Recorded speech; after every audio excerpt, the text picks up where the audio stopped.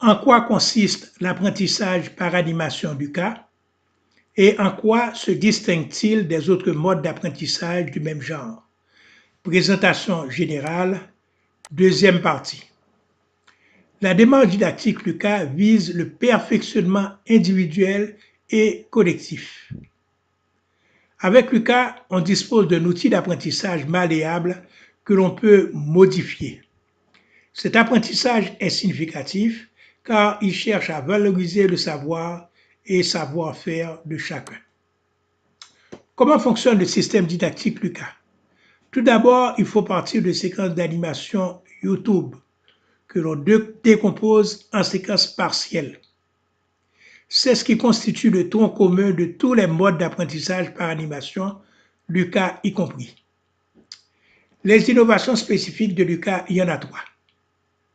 Lucas fait un examen critique des séquences YouTube et avec l'expert formateur effectue des ajustements spécifiques. Lucas peut mettre à la disposition des usagers apprentis des exercices d'apprentissage tout à fait appropriés à leurs besoins. 3. Lucas didactique ouvre la voie à tout un déploiement anthropologique et technologique. Venons-en aux applications pratiques. Nous allons appliquer la démarche didactique propre à Lucas à 3 séquences partielles du YouTube de l'UNESCO. 1. La séquence 1 sur la fabrication des blocs de ciment du linteau, c'est la plus significative. La séquence 5 sur le mélange sable-ciment. La séquence 9 sur la pose du linteau au-dessus de la fenêtre. Soit la séquence partielle YouTube suivante, nous allons la découper en 3 sections.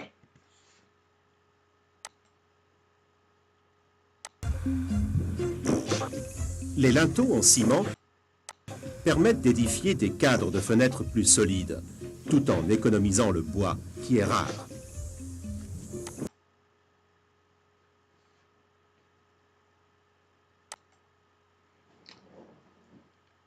L'artisan, première section, l'artisan rentre 4 de ses doigts en dessous du barreau de soutien du moule.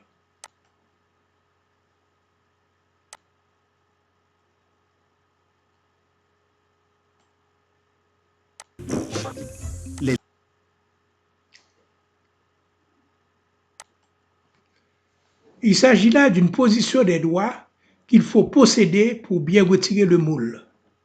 Voici les ajustements qu'introduirait Lucas. Faire appel à la caméra pour effectuer un zoom gros plan soutenu sur la position des doigts. Demander à l'artisan expert didactique de montrer comment il positionne ses doigts sous le barreau du moule et de faire voir les différentes positions de sa main et de ses doigts. Enfin, s'enquérir de l'absence de gants ou autres outils de protection sécuritaire pour ne pas se blesser. 2. L'artisan retire de gestes brusques mais coordonnés le corps du moule du bloc du béton. Linteaux en ciment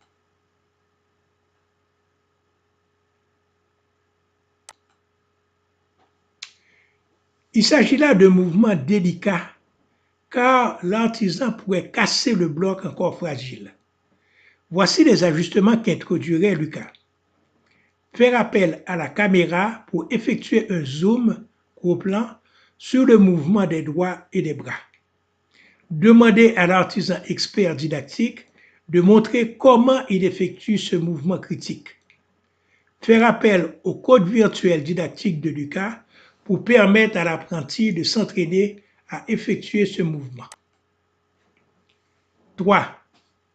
L'artisan décolle délicatement le corps intérieur du moule, puis d'un geste brusque mais coordonné, il retire la partie intérieure du moule du bloc de béton. permettent d'édifier des cadres de fenêtres plus solides, tout en économisant le bois, qui est rare.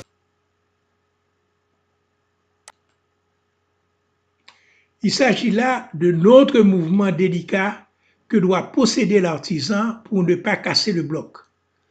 Voici les ajustements qu'introduirait Lucas. Faire appel à la caméra pour effectuer un zoom gros plan sur le mouvement des doigts et des bras, demandez à l'artisan expert didactique de montrer comment il effectue ce mouvement critique. Faire appel au coach virtuel didactique de Lucas pour permettre à l'apprenti de s'entraîner à effectuer ce mouvement. À propos du coach virtuel, les résultats positifs d'une étude conjointe UNEMA-Cédrine, financée par le Paris sur l'utilisation d'outils d'apprentissage de mouvements comme le mocap, vont permettre à des apprentis de s'exercer à performer leurs mouvements gestuels en réduisant l'écart entre le geste parfait tel qu'il se le représente et le mouvement réel tel qu'accompli dans la manipulation de l'objet. Allons voir ce coach virtuel à l'adresse suivante. Voilà comment il opère.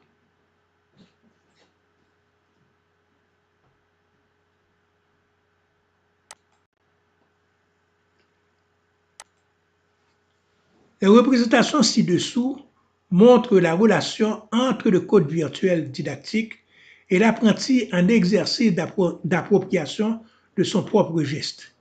Il faudrait du 3D.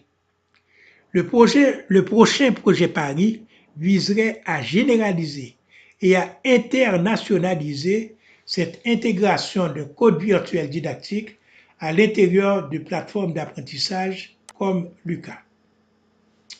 Passons à la séquence 5 sur le mélange sable-ciment. Il s'agit d'une séquence partielle incomplète.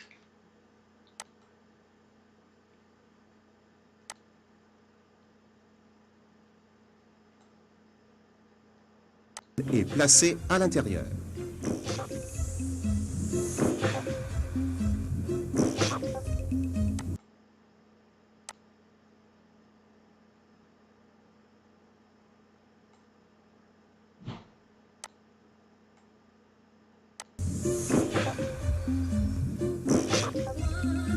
Le mélange de ciment est alors vert.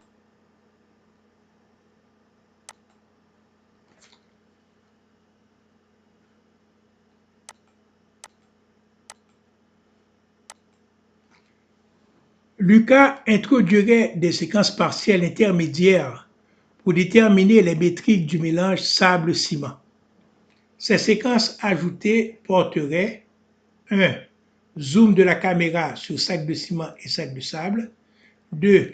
Indiquer la quantité de ciment pour la quantité de sable et la quantité d'eau en mettant côte à côte quantité de ciment pour quantité de sable pour quantité d'eau. Montrer l'artisan en train de préparer son mélange en mesurant les quantités appropriées. Ces séquences partielles peuvent s'ajouter dans le décalage des séquences précédentes et suivantes en ajoutant les nouvelles données de la grille d'analyse.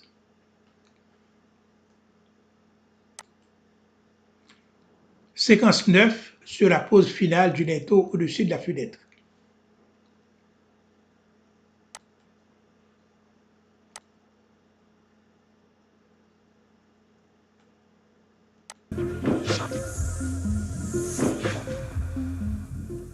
Une fois prêt,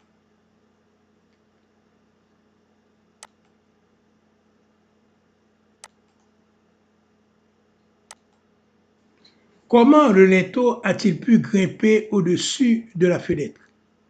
Il s'agit là de travail collectif, collaboratif. Lucas introduirait des séquences partielles intermédiaires avec des jeux de caméra portant parfois sur l'effort collectif et parfois sur le rôle important d'un responsable artisan. Zoom de la caméra sur le groupe ou sur un responsable important.